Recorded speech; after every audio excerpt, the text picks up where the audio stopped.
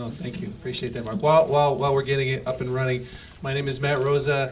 My background is in clinical social work as a director of agencies, substance use, mental health agencies. Worked as a as a county planner for a good number of years. I now work full-time as a consultant in the areas of implementation of best practices, quality improvement, and I'm happy to be working with Madison County on the work that the leadership has been engaged with.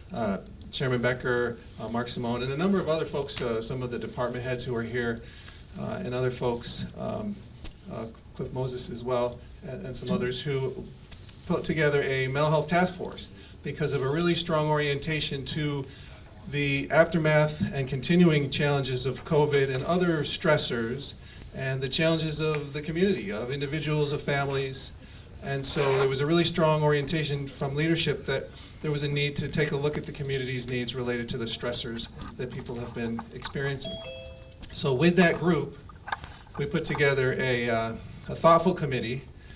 We've done, and I'll show you a few slides here in just a minute of some of the work that we've done in terms of being able to do some research and outreach to the community. First, we started with some stakeholder interviews where we talked to some of the key stakeholders in the community about their perceptions related to the stressors that people have been experiencing. Then we did some really sort of thorough surveying of a bunch of different stakeholder groups. We surveyed seniors, we surveyed adults, we surveyed folks who were receiving mental health care through the county clinic. We surveyed schools, churches.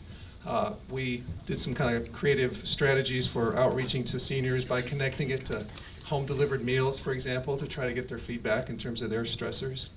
So this is a first slide here to give you a little sense of the sequence of our work. As I said, we had leadership identifying needs, then we developed this mental health task force among those leadership representatives.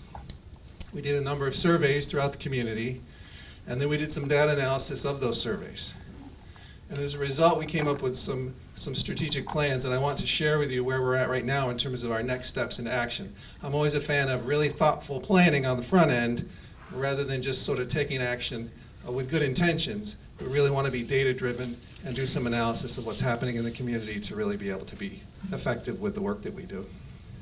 So we can go to the next slide. After this? I have it. Oh, thank you. This is the logo that we came up with, thanks to Sam who helped us in developing this. What we're trying to do here is to focus on mental health and wellness, not from a clinical perspective, not from a sort of disorder or disease perspective, but from a kind of global wellness perspective. Everybody needs to be considering wellness. Everybody needs to manage stress. Everybody needs to work on what their personal goals are. Everybody needs to be connected to their community in ways that help them to thrive and be successful. Next slide. So you can go ahead and dial up all of these, Tisha, for me. These are the priority populations that we generated. Probably not too surprising to most of you to look at that list. These are different groups of folks where we view a need for some targeted focus in terms of dealing with stressors related to COVID, related to some of the economic issues, related to some of the conflicts in our culture that people have been experiencing, sort of this us-them sort of factions that have created stressors. A lot of concerns related to schools and children in schools, which was one of kind of the driving forces of the effort. You know, what's this been like for kids when they weren't able to be in schools, etc. So we did some surveys, and this is just an example of a survey that we created. We did some sort of progressive efforts to try to use QR codes so that people could use their phones to take the survey. On the right, you see some of those, an example of the survey, and you can see the kinds of questions that we ask. We don't ask if people are experiencing mental health conditions. We ask less stigmatizing questions. Are people reaching their goals? Are they experiencing stress? How are they feeling about their level of stress now compared to before COVID started? And so, as I said, we surveyed these various groups. And so big picture here are a few highlights of what we learned. And you can just go ahead and populate that one. Thanks, Tisha. No surprise, COVID's very stressful. There is some us-them stuff out there. You know, sometimes certain regions or certain communities within the county might feel like they're not having as many opportunities, or maybe their issues or needs are not being addressed, and that can contribute to stress. People had a strong desire for mental health supports and wellness supports in natural settings. And by natural settings, we mean places like schools or community centers or places that would not be a traditional kind of a medical or healthcare environment like a clinic setting. So, people need social and family connections, of course. These are all things that we're all aware of. Wellness and physical health, people kind of connect those to each other quite a bit. There's a lot of concerns around social determinants of health, issues around people's access to resources, socioeconomic kinds of concerns, folks living in poverty, and how that has an impact on health. Clinic services, people who receive clinic services tend to be able to manage a lot of their stresses pretty effectively. It shows the benefit of the clinic services that are available. And a really strong indicator from teachers throughout the county about their concerns about students. They had a high level of concern, higher than their families did, in terms of their perception of the students' stressors as they've gone through all the transitions that have occurred over the last couple of years. And that seniors who we spoke to were doing pretty good, but of course we have to think about that subpopulation who are responding. Those seniors who might not have been doing so good, we might not have been hearing from.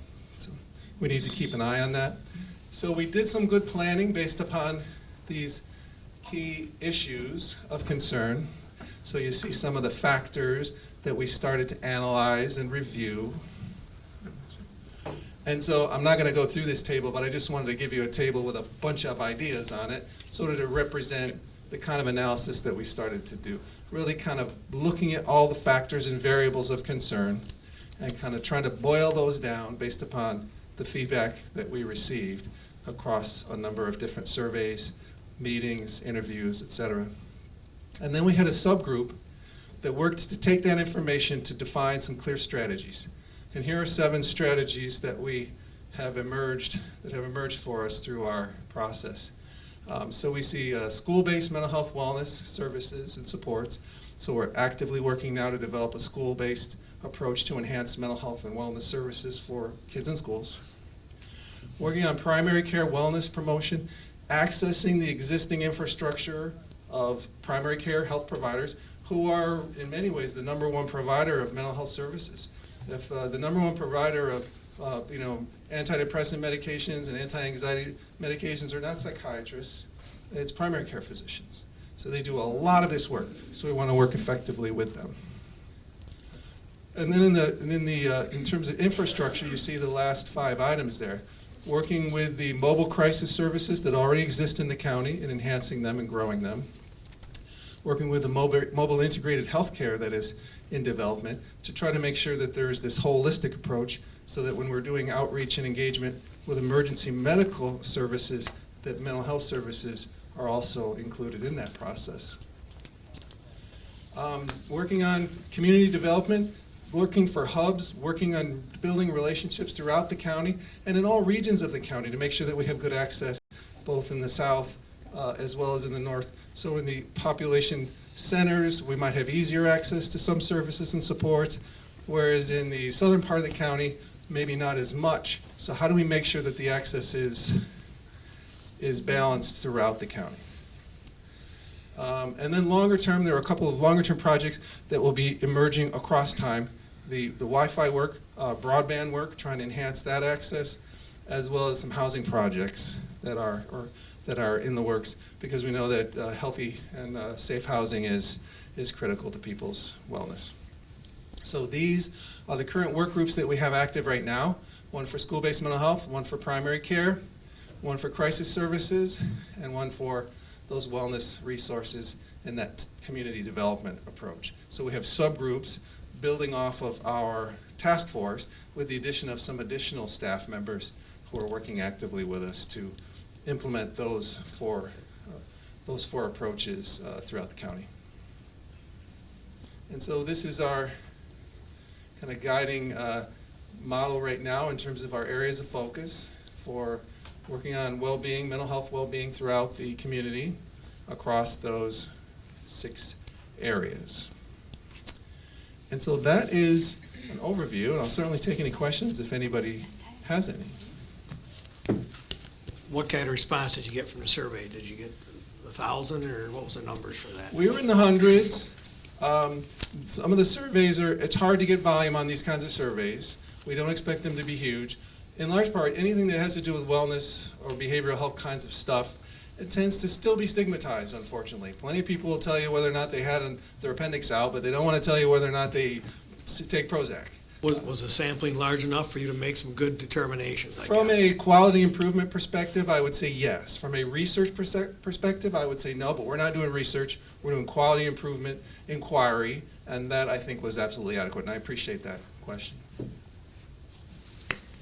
Yeah, how are you involving the primary care providers in this working group? Well, we're just starting that process. We've developed an initial orientation. One of the first things we want to do is to create some really simple access resources for them, like simple one-pagers, because they often struggle with accessing behavioral health services. Their staff doesn't have the time. They themselves don't have the time. So clear, easy information for them to use, for them to distribute to patients. And then we're going to go out and do some detailing modeling, similar to what might happen with other kinds of education with primary care providers, where we send folks out into the community to talk to the primary care provider and to make sure that they're up to speed on what is available in the community and that they have the resources they need. So we're going to be doing that over the next couple of months, where we'll start reaching out to the primary care providers. Okay. So I guess that wasn't quite my question. My question was, are there primary care providers through Madison County's Health Board that are working on that group? That was my question. Like, do you have them involved in the development of the program? They are not involved yet, but we're at a very it would be premature to have them at the table yet. I think once we get an initial drafted product and some materials for them to then review and for us to then reach out to them and speak with them, I think that's when we'll engage them and they'll be able to work with us. Matt? Yeah. Can I just interject? Yeah, thanks, Tisha. We have, on some of the community development work groups, we haven't started those yet, but we have some hospital personnel from both the hospitals invited to join those work groups. And then what Matt was referring to was the public health detailing activities that the public health department has done related to like opiate prescriptions and other things. We're using that model, and so the public health department is on the work group with us developing those resources, since they have the knowledge and the history on how to do that. Yeah. I'm just wondering what kind of strategy you have to reach out to the southern end of the county, to the individuals down in the rural areas. Yeah, I think one of the key issues is we talked about natural settings, natural environments. For example, schools. I think that's going to be one of the places. We actually, Tisha and I were just talking about the list in terms of our outreach to the schools, that we have some schools within the southern part of the county who have indicated their interest in piloting some efforts, expanding their access to wellness or mental health services. So school-based will be one effective strategy. Thinking about telehealth as it relates to accessing services as well, and I think that ties into the broadband longer term in terms of creating access points, and then looking at community development and considering hubs within certain towns or communities where we can partner with a local environment, a local stakeholder, where we have a space that can create some safe private opportunity for folks to access services. So that will be a work that we'll be doing over the next years, trying to identify some of those locations. And I think that they're out there. It's just a matter of really finding them. There are always spaces that will suit these needs. We don't require a lot of high tech or complexity in these environments. We just require some safe, easy access and private environments, particularly rural environments where people might have concerns about their privacy. How do we maintain that? So, sure. Also, the community development model has kind of evolved in the last few months, and so we're looking at projects that would reach all areas of the county that would have a large impact. So some, educational and training opportunities that people can participate in. And then also, we have been in conversation with some folks that work with the elderly population in the southern part of the county. And so we're trying to kind of build that relationship and define things going forward. And we have had a really, I think, keen awareness of some of the experiences of folks in communities that have had less access to resources and really needing to be mindful of an inclusive process. So I think so far we've been guided by that notion pretty effectively. Any other questions? Yeah, one quick one, Matt. Yes. regarding primary care physicians, the hospitals, have you thought about the urgent care also, like Well Now? People are using that so much more now. I've found that even some primary care physicians, if you're sick, they say, don't come to the office, go to Well Now. So, right? Yeah. So that might be, it's a growing part of the Agreed. medical. You know, we get calls from them, our department, on people in crisis, and we never had before, and so I think they're definitely in our plan, yeah. Unless there are any other questions, just one comment I just want to make in closing. I work in a lot of different communities doing this kind of work, and I usually don't see the level of commitment and focus around wellness, around mental health from leadership that I've experienced here. So I think it's worth noting that leadership right out of the gate didn't need to be convinced that this was important, but was coming to resources and saying this is important and we need to take steps and we need to be mindful of our folks' needs and their management of stress, given many of the things that have been happening. So I'm appreciative of that and happy to be working and partnering with the leadership here in Madison County. So thank you all. We will also have a website that's going up today after the meeting, and we will continue to put information as it unfolds on there so people can go and look at that. It's a public website for everyone. So thank you for having us today.